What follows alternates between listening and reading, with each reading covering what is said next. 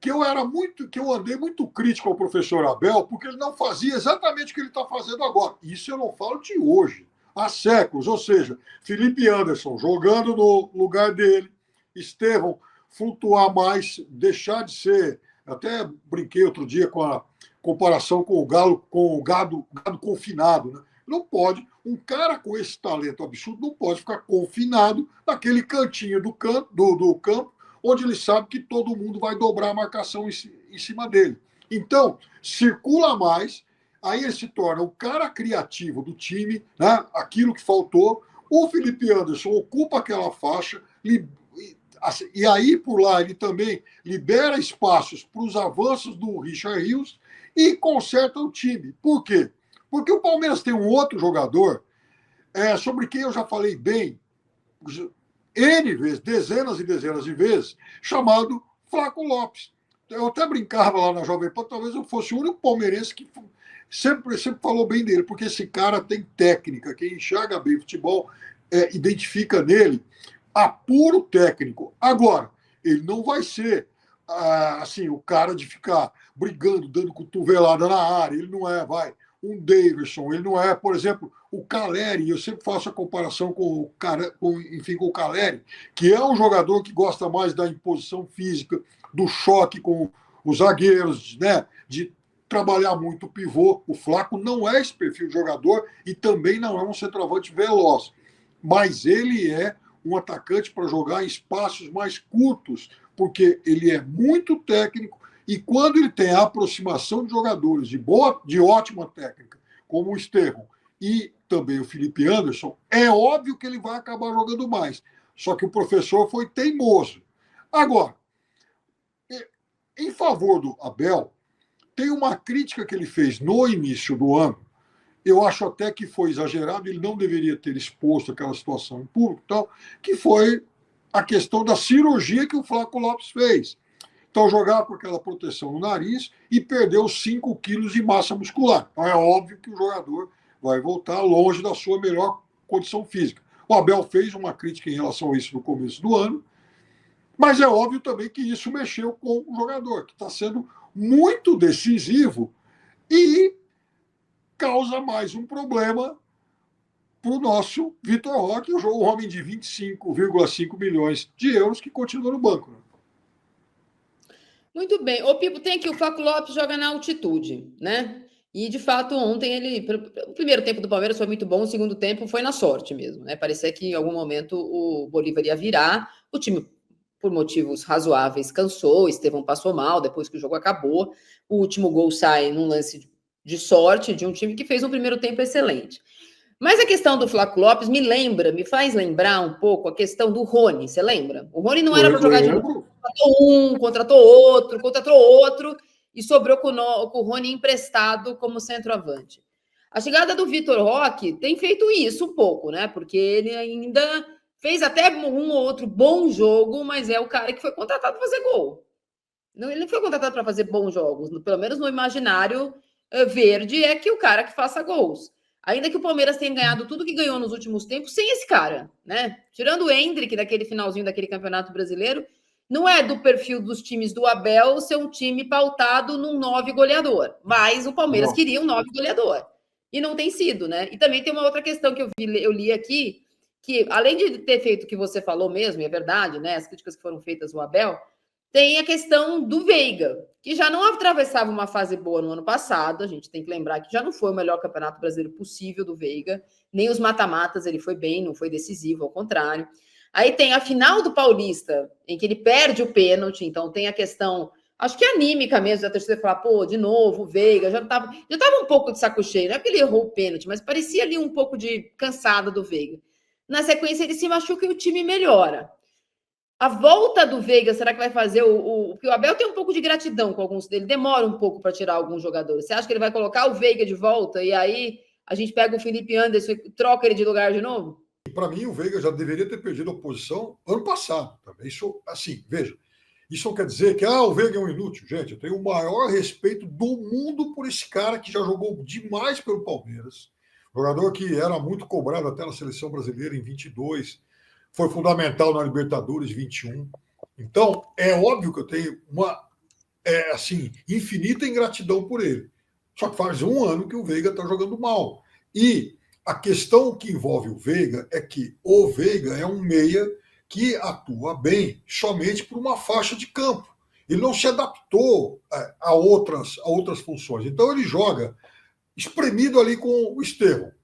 Com isso, nem ele jogava bem e ainda tirava um pouco o espaço. Então, a circulação do Estevão ficava menor e o Veiga não estava tecnicamente bem. Então, era isso que eu criticava. E por isso que eu defendia Felipe Anderson e o Estevão fazendo esse papel, vai do teórico 10 com muita circulação e tal. E o time naturalmente cresceu. Mas, repito, isso não quer dizer que ele seja um jogador que o Palmeiras tem que descartar, enfim. Acima de tudo, esse cara é palmeirense. Ele tem que ser extremamente valorizado pela história linda que ele tem no Palmeiras. Mas o momento, claramente, não é o momento dele. E vejam, já são 7 vitórias consecutivas.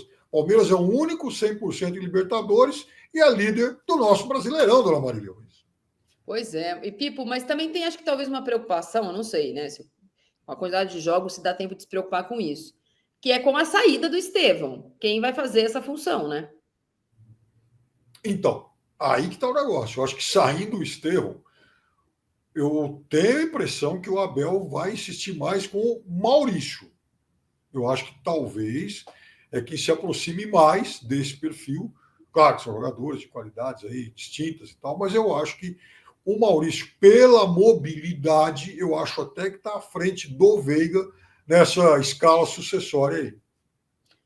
Ô, Pipo, mudando de jogos, ontem eu estava falando que o Bahia venceu, a hora que você caiu, né? O Bahia, líder do grupo considerado o grupo da morte, com Internacional, Nacional, Atlético Nacional e Bahia, né? Vitória importante ontem por 1-0. 1-0 é um negócio maravilhoso, né? Vitória importante por 1-0 ontem. E aí, a gente termina essa semana de Libertadores com umas questões. Então, o São Paulo... Ou você não estava aqui, Piper, você estava no seu deslocamento, acabou o problema dos Ubeldias. Ubeldia, Futebol Clube, alegria, ousadia, sem crise, até o próximo jogo. Vitória fora de casa contra o Libertad, considerado talvez o jogo mais difícil do clube, já fez os 2 jogos mais difíceis fora de casa, contra o Tajeres, que também não ganhou de ninguém, ganhou, ou contra o Libertad, ganhou, e agora tem o Alianza Lima, que é a surpresa do grupo, né? Empatou aqui, venceu com gol do Guerreiro, Pipa. O Guerreiro, lembra do Guerreiro? O Barcos, desde as primeiras fases, ela já fez 4 gols. E o Guerreiro também. Ou seja, para o Alianza, a vida começa aos 40, né, Marília? Vamos mudar para lá, Piperno. É lá que nós temos que morar. Vamos torcer para o Alianza. É isso. Ser mascote lá, Piperno. Não, e detalhe, você sabe que aquela. Enfim, a instituição, a IF, eu sempre esqueço aquela sigla, e também o pessoal do Opta. Alguém fez uma estatística uma vez dizendo que o Alianza, desses times dos times que participaram mais de 20 vezes de competições continentais, era aquele de pior retrospecto no mundo. Parece que está desencantando agora. Pois é. Bom, a gente teve na terça-feira Flamengo e Inter que decepcionaram, né? O Inter em casa, apesar conseguiu empatar e tal, mas é um resultado que foi considerado ruim, o empate em casa. E o Flamengo empatou com a LDU, até fez um jogo melhorzinho, mas empatou com a LDU e depois a derrota do Central Córdoba não foi um bom resultado, porque agora o Flamengo está, entre aspas, devendo um ponto. Como perdeu em casa, ele conseguiu só um empate na primeira rodada e o empate com o Tátira, né? Esse com a LDU e com o Tátira fora de casa, mas uma derrota em casa. Então, o Flamengo tem essa questão. Aliás, venceu o Tátira, né? Venceu 1-0, gol do Juninho. Tem 4 pontos, uma vitória do Tátira e um empate com a LDU. E aí o Flamengo tem essa coisa de novo, de eventualmente não ficar com a primeira vaga do grupo e ter que pegar quem sabe pega o nosso verde, Pipa, nas oitavas, se ficar em segundo. Pode ser, né? O nosso verde, o nosso tricolor, isso pode acontecer. O ano passado foi a mesma coisa, aquela correria na última rodada, o Flamengo tendo que fazer, enfim, resultado. É claro que o grupo era muito fácil, ganhou bem o último jogo e tal, mas não deveria chegar a esse ponto em um grupo tão fácil. Até porque, no começo, todo mundo apontava o Flamengo como o candidato a, quem sabe, virar até com 18 pontos a primeira. Eu ouvi gente falando isso. Exagero. De qualquer forma, o Flamengo faz olha, faz uma Libertadores medíocre até aqui. Eu acredito que vai se classificar. Mas é medíocre. São 3 jogos e um único gol. O gol do todo-poderoso Juninho. Né? Que tanta gente criticou. Gente, o Juninho fez o único gol marcado pelo Flamengo nessa Libertadores, esse milionário Flamengo. Não, Juninho, não. Né? Tem o golaço de La Cruz no Maracanã. Tem o golaço do Dela Cruz, Pipo, de falta. Era 2-1, desculpa, é isso aí. O Juninho de La Cruz, os artilheiros. É que foi o jogo que o Flamengo perdeu de 2-1, é que estava 2-0 até uma boa parte do jogo, é verdade. Ele quis imitar o nosso Declan Rice aquele dia. O Declan Rice tinha feito 2 gols, ele fez um à noite. O Declan Rice vai ser vice-campeão de novo da Premier League. Não vai, não.